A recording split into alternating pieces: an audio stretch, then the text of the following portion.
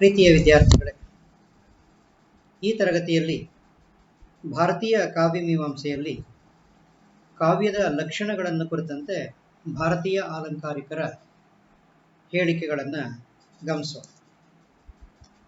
ಕಾವ್ಯದ ಲಕ್ಷಣಗಳನ್ನು ಕುರಿತಂತೆ ಸುಮಾರು 10 ಜನ ಆಲಂಕಾರಿಕರ ವಿವರಣೆಗಳನ್ನು ನಾವು ಗಮನಿಸಬೇಕು. ಅವರನ್ನು ಹೆಸರಿಸೋದಾದರೆ ಭರತ, ಭಾಮಹ, ದಂಡಿ, ವಾಮನ, ಆನಂದವರ್ಧನ, ಕುಂತಕ, ಮಮ್ಮಟ, ಹೇಮಚಂದ್ರ, ವಿಶ್ವನಾಥ ಮತ್ತು ಜಗನ್ನಾಥ ಇವರನ್ನು ನೆನಪಿಟ್ಟುಕೊಳ್ಳಿ. ಮೊದಲನೇದಾಗಿ ಕಾವ್ಯದ ಲಕ್ಷಣವನ್ನು ಕುರಿತಂತೆ ಭಾರತೀಯ ಲಾಕ್ಷಣಿಕರು ಅಂತ ಅಂದ್ರು ಒಂದೇ, ಆಲಂಕಾರಿಕರು ಅಂತ ಅಂದ್ರು ಒಂದೇ, ವಿವಿಧ ದೃಷ್ಟಿಗಳಿಂದ ಚರ್ಚೆ ಮಾಡಿದ್ದಾರೆ. ಅವುಗಳಲ್ಲಿ 3 ದೃಷ್ಟಿಗಳನ್ನು ನಾವು ಗಮನಿಸ್ತೇವೆ. ಒಂದು ಕವಿಯ ದೃಷ್ಟಿಯಿಂದ, ಎರಡನೇದು ಕೃತಿಯ ದೃಷ್ಟಿಯಿಂದ, ಮೂರನೇದು ಓದುಗನ ದೃಷ್ಟಿಯಿಂದ. ಅದರಲ್ಲಿ ಕೆಲವರು ಕವಿ ಕಾವ್ಯವನ್ನ ಬರೆಯೋದ್ರಿಂದ ಕವಿಯೇ ಮುಖ್ಯ, ಕವಿ ಪ್ರಧಾನವಾದಂಥ ಅಥವಾ ಕವಿ ಕೇಂದ್ರಿತ ನೆಲೆಯಲ್ಲಿ ಚರ್ಚೆ ಮಾಡಿರ್ತಕ್ಕಂಥ ಆಲಂಕಾರಿಕರು. ಕವೇಹೇ ಕರ್ಮಂ ಕಾವ್ಯಂ ಅನ್ನುವಂಥದ್ದು ಇವರ ಧೋರಣೆ. ಕವಿ ಮುಖ್ಯ, ಕಾವ್ಯ ಬರೆಯೋದಕ್ಕೆ ಕವಿ ಮುಖ್ಯ, ಆದ್ದರಿಂದ ಆ ದೃಷ್ಟಿಯಿಂದ ಕಾವ್ಯದ ಲಕ್ಷಣವನ್ನು ಚರ್ಚೆ ಮಾಡಿರ್ತಕ್ಕಂಥ.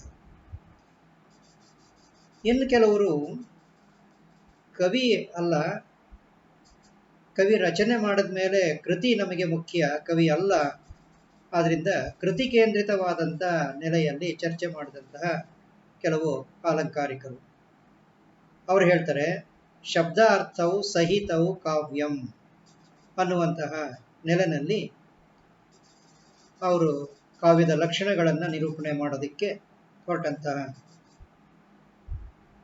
ಆಲಂಕಾರಿಕರು. ಮತ್ತೆ ಕೆಲವರು ಇವೆರಡನ್ನೂ ಹೊರತುಪಡಿಸಿ ಓದುಗನೇ ಇಲ್ದಲೇ ಇದ್ರೆ ಕೃತಿಗೆ ಅರ್ಥ ಇಲ್ಲ, ಆದ್ರಿಂದ ಓದುಗ ಅಥವಾ ಸಹೃದಯ ಅಥವಾ ರಸಿಕ ಇವರು ಮುಖ್ಯ, ಆದ್ರಿಂದ ವಾಕ್ಯಂ ರಸಾತ್ಮಕಂ ಕಾವ್ಯಂ ಅಂದ್ರೆ ಕಾವ್ಯದಿಂದ ಓದುಗನಿಗೆ ಅಥವಾ ರಸಿಕನಿಗೆ ಅಥವಾ ಸಹೃದಯನಿಗೆ ದೊರೆತಕ್ಕಂತಹ ಆನಂದ ಯಾವುದು, ಆ ನಿಟ್ಟಿನಲ್ಲಿ ಕಾವ್ಯದ ಲಕ್ಷಣಗಳನ್ನು ಚರ್ಚೆ ಮಾಡುವಂತಹ ಒಂದು ವಿದ್ವಾಂಸರ ತಂಡ. ಹೀಗೆ ಕಾವ್ಯದ ಲಕ್ಷಣಗಳನ್ನು ಕುರಿತಂತೆ 3 ದೃಷ್ಟಿಗಳಿಂದ ಚರ್ಚೆ ಮಾಡಿದ್ದಾರೆ ಅನ್ನುವುದನ್ನು ನೀವು ನೆನಪಿಟ್ಕೊಳ್ಬೇಕು. ಒಂದನೇದು ಕವಿ ಕೇಂದ್ರಿತ, ಎರಡನೇದು ಕೃತಿ ಕೇಂದ್ರಿತ, ಮೂರನೇದು ಓದುಗ ಕೇಂದ್ರಿತ ಅಥವಾ ಸಹೃದಯ ಕೇಂದ್ರಿತ. ಕವೇಹೇ ಕರ್ಮಂ ಕಾವ್ಯಂ, ಶಬ್ದಾರ್ಥವು ಸಹಿತವು ಕಾವ್ಯಂ, ವಾಕ್ಯಂ ರಸಾತ್ಮಕಂ ಕಾವ್ಯಂ. ಈ 3 ನೆಲೆಗಳನ್ನು ನೆನಪಿಟ್ಕೊಳ್ಳಿ. ಇದನ್ನ ಗಮನಿಸಿದ್ರೆ ಯಾರೂ ಕೂಡ ಆಲಂಕಾರಿಕರು ಪ್ರಾರಂಭದಲ್ಲಿ ಕಾವ್ಯದ ಲಕ್ಷಣಗಳನ್ನು ಶಾಸ್ತ್ರೀಯವಾಗಿ ನಿಷ್ಕರ್ಷೆ ಮಾಡಿ ಒಂದು ವಾಕ್ಯದಲ್ಲಿ ಹಿಡಿದಿಡೋದಕ್ಕೆ ಹೋಗಲಿಲ್ಲ ಅನ್ನೋದನ್ನ ನೆನಪಿಟ್ಕೊಳ್ಬೇಕು. ಕಾವ್ಯ ಮೀಮಾಂಸೆಯ ಆದಿಪುರುಷ ಅಂತಾನೆ ಕರೆಯುವಂಥ ಮೊದಲ ಆಲಂಕಾರಿಕ ಅಂತ ನಾವು ಯಾರನ್ನು ಕರಿತೀವಿ, ಭರತ, ತನ್ನ ನಾಟ್ಯಶಾಸ್ತ್ರದಲ್ಲಿ ಕಾವ್ಯ ಲಕ್ಷಣದ ಬಗೆಗೆ ಹೇಳಿಲ್ಲ. ಯಾಕೆ ಅಂದರೆ ಅವನ ಪ್ರಕಾರ ಕಾವ್ಯದಲ್ಲಿ ರಸಕ್ಕೆ ಪ್ರಧಾನ ಅಥವಾ ರಸವೇ ಪ್ರಾಧಾನ್ಯ ಅಂತ ಹೇಳಿದಂಥ. ಆದ್ರಿಂದ ಅವನ ಪ್ರಕಾರ ಕಾವ್ಯ ಅಂತ ಅಂದರೆ ದೃಶ್ಯ ಕಾವ್ಯ ಅಂತ ಅರ್ಥ. ಆದ್ರಿಂದ ಭರತ ಕಾವ್ಯ ಲಕ್ಷಣವನ್ನ ಕುರಿತು ಎಲ್ಲೂ ಹೇಳಲಿಲ್ಲ. ಆ ನಂತರ ಬಂದಂತಹ ಬಹುಮುಖ್ಯ ಆಲಂಕಾರಿಕ ಭಾಮಹ ತನ್ನ ಕಾವ್ಯಾಲಂಕಾರದಲ್ಲಿ ಶಬ್ದಾರ್ಥಗಳ ಸಂಯೋಜನೆಯ ಆಧಾರದ ಮೇಲೆ ಕಾವ್ಯದ ಸ್ವಭಾವವನ್ನು ಸೂಚಿಸ್ತಕ್ಕಂಥ ಲಕ್ಷಣಗಳನ್ನು ಹೇಳುವಂಥ ಪ್ರಯತ್ನವನ್ನ ಮಾಡಿದ್ದಾನೆ. ಅವನು ಹೇಳ್ತಾನೆ, ಶಬ್ದಾರ್ಥವು ಸಹಿತವು ಕಾವ್ಯಂ ಅನ್ನುವಂಥ ಮಾತನ್ನು ಹೇಳ್ತಾರೆ. ಅಂದರೆ ಶಬ್ದಾರ್ಥಗಳು ಒಂದುಗೂಡಿ ಕಾವ್ಯ ಅನ್ನುವಂಥದ್ದು ಅವನ ಹೇಳಿಕೆ. ಆನಂತರ ಬಂದಂತಹ ಅನೇಕ ಅಲಂಕಾರಿಕರ ಅಥವಾ ಲಾಕ್ಷಣಿಕರ ಮೇಲೆ ಈ ಮಾತು ತುಂಬ ಪ್ರಭಾವವನ್ನು ಬೀರಿದೆ ಅನ್ನುವಂಥದ್ದನ್ನು ಗಮನಿಸಬೇಕು. ಅಲಂಕಾರ ಪ್ರಸ್ಥಾನಕ್ಕೆ ಸೇರಿದಂತಹ ಭಾಮಹನಿಗೆ ಶಬ್ದ ಮತ್ತು ಅರ್ಥಗಳಲ್ಲಿನ ವೈಚಿತ್ರ್ಯವೇ ಮುಖ್ಯವಾಗಿ ತೋರಿ ಅಲಂಕಾರದಿಂದ ಕೂಡಿದಂತಹ ಅವುಗಳ ಸಂಯೋಜನೆಯೇ ಕಾವ್ಯ ಅನ್ನುವ ನಿಲುವಿಗೆ ಅವನು ಬರ್ತಾನೆ. ಅಂದರೆ ಶಬ್ದಾರ್ಥವು ಸಹಿತವು ಕಾವ್ಯಂ, ಶಬ್ದ ಮತ್ತು ಅರ್ಥಗಳು ಒಂದುಗೂಡಿದರೆ ಕಾವ್ಯ. ಅಂದರೆ ಕಾವ್ಯ ಅಂತ ಅಂದಾಗ ಎರಡನ್ನ ಬಿಟ್ಟು ಒಂದರಲ್ಲಿ ಒಂದನ್ನು ಬಿಟ್ಟು ಇಲ್ಲ ಅನ್ನುವಂಥದ್ದು. ಆದರೆ ಕೇವಲ ಅಲಂಕಾರಗಳಿಂದಾಗಲಿ ಅಥವಾ ಶಬ್ದಾರ್ಥ ಸಾಹಿತ್ಯದಿಂದಾಗಲಿ ಕಾವ್ಯವಾಗುತ್ತದೆ ಅನ್ನುವಂಥ ಮಾತು ಪೂರ್ಣ ಸರಿ ಅಂತ ಅನ್ಸಲ್ಲ. ಕಾವ್ಯವಾಗಬೇಕಾದ್ರೆ ಶಬ್ದಾರ್ಥಗಳ ಜೊತೆಗೆ ಸೇರಬೇಕಾದಂಥ ಇನ್ನು ಬೇರೆ ಬೇರೆ ಅಂಶಗಳ ಬಗೆಗೂ ಕೂಡ ಜಿಜ್ಞಾಸೆ ನಡೆಯಿತು. ನಂತರ ಬಂದಂಥ ದಂಡಿ ಎನ್ನುವಂಥ ಅಲಂಕಾರಿಕ ತನ್ನ ಕಾವ್ಯಾದರ್ಶದಲ್ಲಿ ಈ ಮಾತುಗಳನ್ನು ಹೇಳ್ತಾನೆ. ಈ ಮಾತುಗಳನ್ನು ಗಮನಿಸಿ. ಶರೀರಂ ತಾವದಿಷ್ಟಾರ್ಥ ವ್ಯವಚ್ಛಿನ್ನ ಪದಾವಲಿ ಕಾವ್ಯಂ ಸ್ಫುರದಲಂಕಾರಂ ಗುಣವದ್ದೋಷ ವರ್ಜಿತಂ ಅನ್ನುವಂಥ ಸೂತ್ರ ರೂಪದ ಹೇಳಿಕೆಯನ್ನು ಹೇಳ್ತಾರೆ. ಶರೀರಂ ತಾವದಿಷ್ಟಾರ್ಥ ವ್ಯವಚ್ಛಿನ್ನ ಪದಾವಲಿ ಕಾವ್ಯಂ ಸ್ಫುರದಲಂಕಾರಂ ಗುಣವದ್ದೋಷ ವರ್ಜಿತಂ. ಅಂದರೆ ಶರೀರಂ ಅಂತ ಅಂದರೆ ಕಾವ್ಯದ ಶರೀರ ಅಂತ ಅವನ ಅರ್ಥ. ಅಂದರೆ ಕಾವ್ಯದ ಶರೀರ ಅಂದರೆ ಇಷ್ಟವಾದಂಥ ಅರ್ಥವನ್ನು ಉಳ್ಳಂತಹ ಪದ ಸಮೂಹ, ಅಲಂಕಾರಗಳಿಂದ ಗುಣಗಳಿಂದ ಕೂಡಿರ್ತಕ್ಕಂಥದ್ದು ಮತ್ತು ದೋಷಗಳು ಇಲ್ಲದ್ದು, ಇದು ಕಾವ್ಯ ಅನ್ನುವಂಥದ್ದು ಅವನ ಅಭಿಪ್ರಾಯ. ತಾವತ್ ಇಷ್ಟ ಅರ್ಥ ವ್ಯವಚ್ಛಿನ್ನ, ವ್ಯವಚ್ಛಿನ್ನ ಅಂದರೆ ವ್ಯವಸ್ಥಿತವಾಗಿ ಜೋಡಿಸಲ್ಪಟ್ಟಿರಬೇಕು. ಪದಾವಲಿ ಪದಗಳ ಸಮೂಹ. ಕಾವ್ಯಂ ಸ್ಫುರದಲಂಕಾರಂ, ಕಾವ್ಯ ಅಂತಾರೆ ಅಲಂಕಾರಗಳಿಂದ ಕೂಡಿರಬೇಕು. ಗುಣವತ್ ದೋಷವರ್ಜಿತಂ, ಗುಣಗಳಿಂದ ಕೂಡಿರಬೇಕು, ದೋಷದಿಂದ ವರ್ಜಿತವಾಗಿರಬೇಕು, ಅಂದರೆ ಮುಕ್ತವಾಗಿರಬೇಕು, ದೋಷಗಳು ಇಲ್ಲದೇ ಇರಬೇಕು ಅನ್ನುವಂಥ ಮಾತು ದಂಡಿಯ ಮಾತು. ಈ ಇಷ್ಟಾರ್ಥದ ಕಲ್ಪನೆಯಲ್ಲಿ ಅವನ ಲಕ್ಷಣದ ಗುರಿ ಇದೆ, ಆದರೆ ಅದು ಸ್ಫುಟವಾಗಿಲ್ಲ ಅನ್ನೋದನ್ನ ಗಮನಿಸಬೇಕು.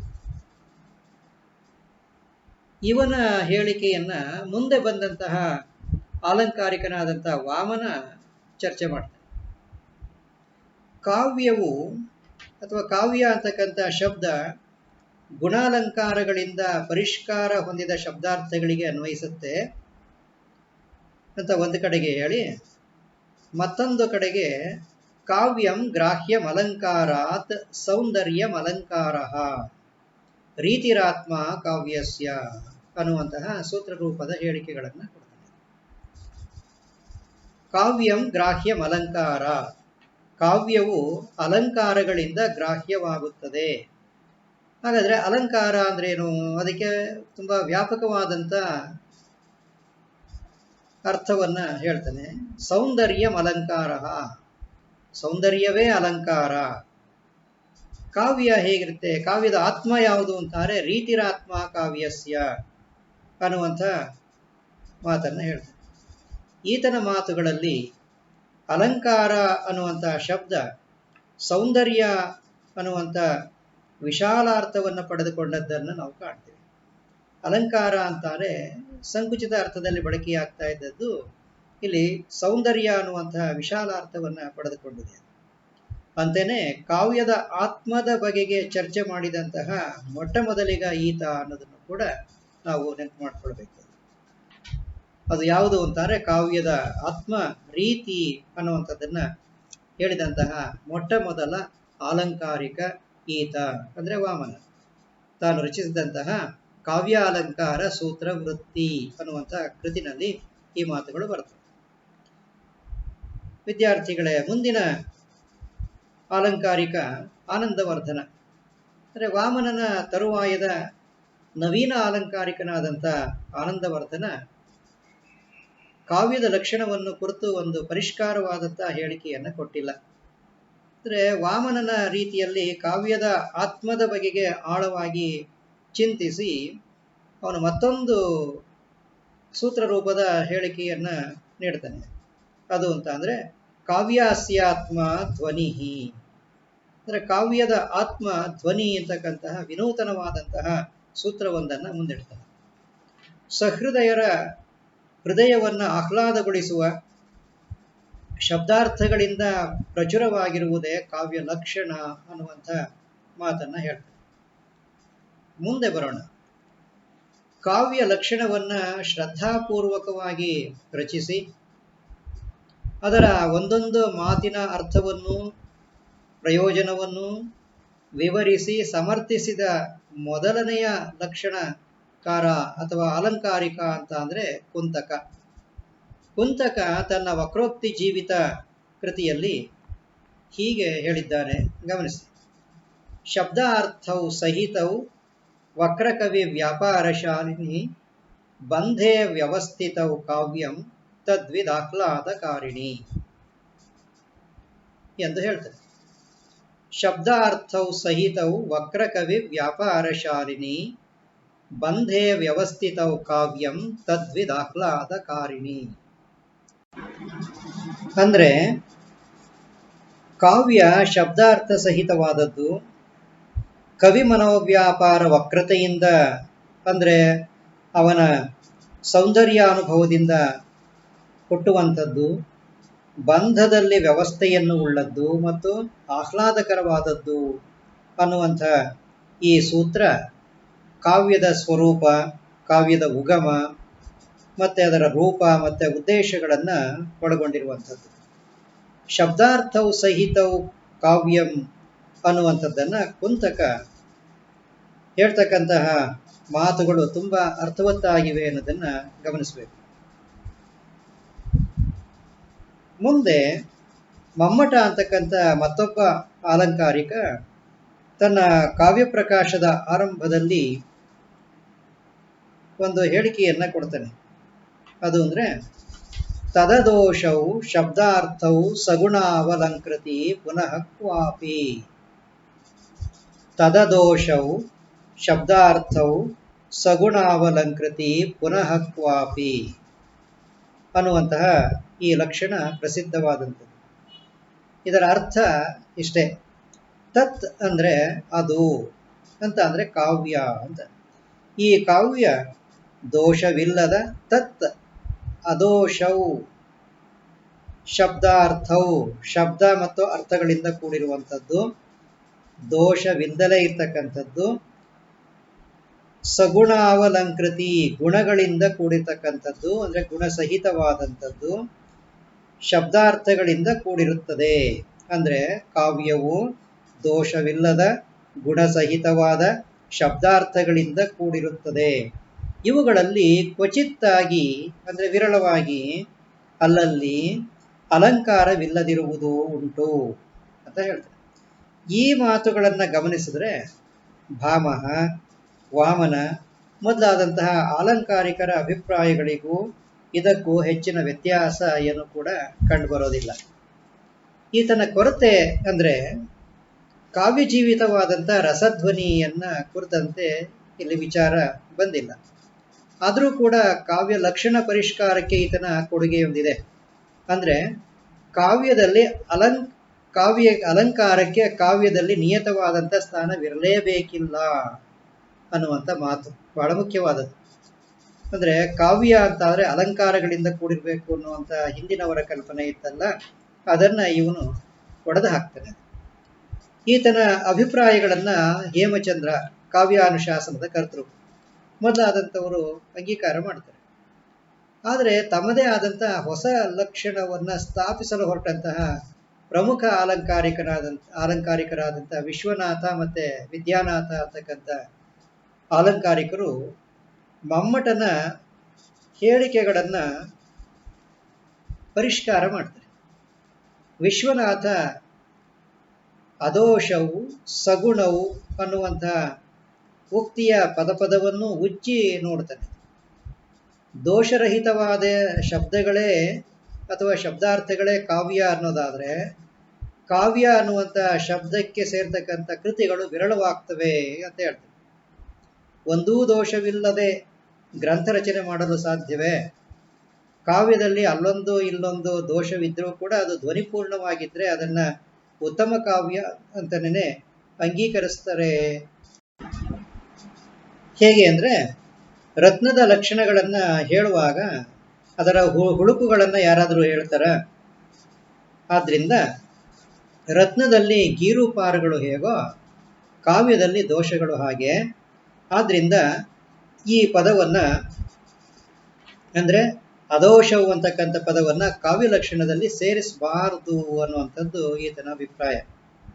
ಹಾಗೆಯೇ ಇನ್ನೊಂದು ಪದ ಸಗುಣವು ಅಂತಕ್ಕಂಥ ಪದವನ್ನು ವಿವರಿಸ್ತಾ, ಗುಣಗಳು ಕಾವ್ಯದಲ್ಲೇ ಉಂಟೆಂದು ಹೇಳಿರೋದ್ರಿಂದ ರಸವೂ ಉಂಟೆಂಬುದು ಸಿದ್ಧವಾಗ್ತದೆ.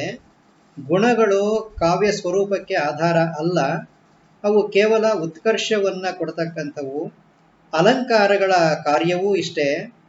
ಕಾವ್ಯಕ್ಕೆ ಶಬ್ದಗಳು ಶರೀರ, ರಸಭಾವಾದಿಗಳು ಆತ್ಮ, ಗುಣಗಳು ಶೌರ್ಯಾದಿಗಳಂತೆ, ದೋಷಗಳು ಕುರುಡುತನ ಮೊದಲಾದವುಗಳಂತೆ, ರೀತಿಗಳು ಅವಯವ ವಿನ್ಯಾಸದಂತೆ, ಅಲಂಕಾರಗಳು ಕಡಗ ಕುಂಡಲ ಮೊದಲಾದವುಗಳಂತೆ.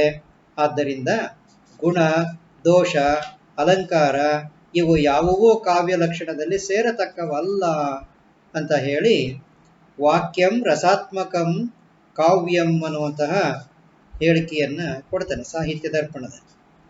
ರಸಾತ್ಮಕವಾದಂತಹ ವಾಕ್ಯವು ಕಾವ್ಯ, ದೋಷಗಳು ಅದಕ್ಕೆ ಕುಂದನ್ನು ಉಂಟು ಮಾಡತಕ್ಕಂಥವು, ಅದಕ್ಕೆ ಉತ್ಕರ್ಷವನ್ನು ಕೊಡ್ತಕ್ಕಂಥವು ಗುಣಾಲಂಕಾರಗಳು, ರೀತಿಗಳು ಎಂದು ಹೇಳಿ ಕಾವ್ಯದ ಲಕ್ಷಣವನ್ನು ಸೂತ್ರೀಕರಿಸಿದ್ದಾರೆ. ವಿಶ್ವನಾಥ ಇಷ್ಟು ಚಾತುರ್ಯದಿಂದ ಚರ್ಚಿಸಿ ಕಾವ್ಯ ಲಕ್ಷಣವನ್ನು ಹೇಳಿದರೂ ಕೂಡ ಜಗನ್ನಾಥ ಪಂಡಿತ ಇದನ್ನು ಒಪ್ಪಲಿಲ್ಲ. ತನ್ನ ರಸಗಂಗಾಧರದ ಆರಂಭದಲ್ಲಿ ಬೇರೊಂದು ಲಕ್ಷಣವನ್ನು ಕಲ್ಪಿಸಿ ಅದರ ಸಮರ್ಥನೆಯನ್ನು ಮಾಡುವಾಗ ತನ್ನ ಹಿಂದಿನ ಲಾಕ್ಷಣಿಕರ ಮಾತುಗಳನ್ನೆಲ್ಲ ಈತ ಖಂಡಿಸ್ತಾ ಹೋಗ್ತಾನೆ. ಶಬ್ದಾರ್ಥಗಳು ಜೊತೆಗೂಡಿ ಕಾವ್ಯ ಅನ್ನುವಂಥ ಮಾತನ್ನು ಈತ ಒಪ್ಪೋದಿಲ್ಲ. ಈತನ ಪ್ರಕಾರ ಕಾವ್ಯ ಶಬ್ದನಿಷ್ಠವಾದುದು ಅನ್ನುವಂಥದ್ದು. ಅಂದರೆ ಗುಣಾಲಂಕಾರಗಳನ್ನು ಕಾವ್ಯ ಲಕ್ಷಣದಲ್ಲಿ ಸೇರಿಸುವುದು ಸರಿಯೇ ಅನ್ನುವಂಥ ಪ್ರಶ್ನೆ ಬಂದಾಗಲೂ ಗುಣಾಲಂಕಾರಗಳಿದ್ದರೂ ವಿಶೇಷ ಸಂದರ್ಭಗಳಲ್ಲಿ ಆಸ್ವಾದ್ಯವಾಗಿ ಕಾವ್ಯವೇ ಆಗುತ್ತವೆ. ಅಂತೆಯೇ ರಸವತ್ತಾಗಿರುವುದೇ ಕಾವ್ಯವೆಂಬ ಮಾತು ಸರಿಯಲ್ಲ. ಅದನ್ನು ಒಪ್ಪಿದರೆ ವಸ್ತುಧ್ವನಿ ಅಲಂಕಾರ ಧ್ವನಿಗಳೇ ಪ್ರಧಾನವಾಗಿರುವ ಕಾವ್ಯಗಳಿಗೆ ಕಾವ್ಯತ್ವ ತಪ್ಪುತ್ತದೆ. ಆದ್ದರಿಂದ ರಮಣೀಯಾರ್ಥ ಪ್ರತಿಪಾದಕ ಶಬ್ದ ಕಾವ್ಯಂ ಅನ್ನುವಂತಹ ಕಾವ್ಯ ಲಕ್ಷಣವನ್ನು ಈತ ಕೊಡ್ತಾನೆ. ಅಂದರೆ ರಮಣೀಯವಾದ ಅರ್ಥವನ್ನು ಪ್ರತಿಪಾದಿಸುವ ಶಬ್ದವು ಕಾವ್ಯ ಅನ್ನುವಂತಹ ಸೂತ್ರ. ಇಲ್ಲಿ ರಮಣೀಯ ಅಂತ ಅಂದರೆ ಲೋಕೋತ್ತರವಾದ ಆಹ್ಲಾದ ಅನ್ನುವಂಥದ್ದು, ಆ ಆಹ್ಲಾದವನ್ನು ಉಂಟು ಮಾಡತಕ್ಕಂಥದ್ದು. ಆದ್ದರಿಂದ ಜಗನ್ನಾಥನ ಕೊಡುಗೆ ಅಂತ ಅಂದರೆ ಕಾವ್ಯದ ಆಹ್ಲಾದವು ಲೌಕಿಕ ವ್ಯವಹಾರದಲ್ಲಿ ಪಡೆಯುವ ಆಹ್ಲಾದವಲ್ಲ ಅನ್ನುವಂಥದ್ದು. ಇದನ್ನು ಪಡೆಯುವುದಕ್ಕೆ ಕೇವಲ ಭಾವನೆಯೊಂದೇ ದಾರಿ ಅನ್ನೋದನ್ನು ತನ್ನ ಲಕ್ಷಣದ ವಿವರಣೆಯಲ್ಲಿ ನಿರೂಪಣೆ ಮಾಡಿದ್ದಾನೆ. ಹೀಗೆ ಭಾರತೀಯ ಅಲಂಕಾರಿಕರು ಕಾವ್ಯದ ಲಕ್ಷಣವನ್ನು ಕುರಿತಂತೆ ವಿವಿಧ ದೃಷ್ಟಿಕೋನಗಳಿಂದ ಬಗೆ ಬಗೆಯಾಗಿ ಹೇಳಿದರೂ ಕೂಡ ಒಂದು ಸೂತ್ರದಲ್ಲಿ ಸರ್ವ ಸಮರ್ಪಕವಾದಂತಹ ರೀತಿಯಲ್ಲಿ ಅದನ್ನು ಹಿಡಿದಿಡಲು ಸಾಧ್ಯವಿಲ್ಲ. ಅದು ಬ್ರಹ್ಮದ ಲಕ್ಷಣವನ್ನು ಹೇಳಲು ತೊಡಗಿದಂತೆ ವಿದ್ಯಾರ್ಥಿಗಳೇ, ಮಾತಿಗೆ ನಿಲುಕದ ಅನೇಕ ಅಂಶಗಳು ಅದರಲ್ಲಿವೆ ಅನ್ನೋದನ್ನು ನೆನಪಿಡಬೇಕು. ಆದ್ದರಿಂದ ಈ ಎಲ್ಲ ಸೂತ್ರಗಳನ್ನು ಅನಿವಾರ್ಯವಾಗಿ ನಾವು ಪರಾಮರ್ಶೆ ಮಾಡಲೇಬೇಕಾಗ್ತದೆ.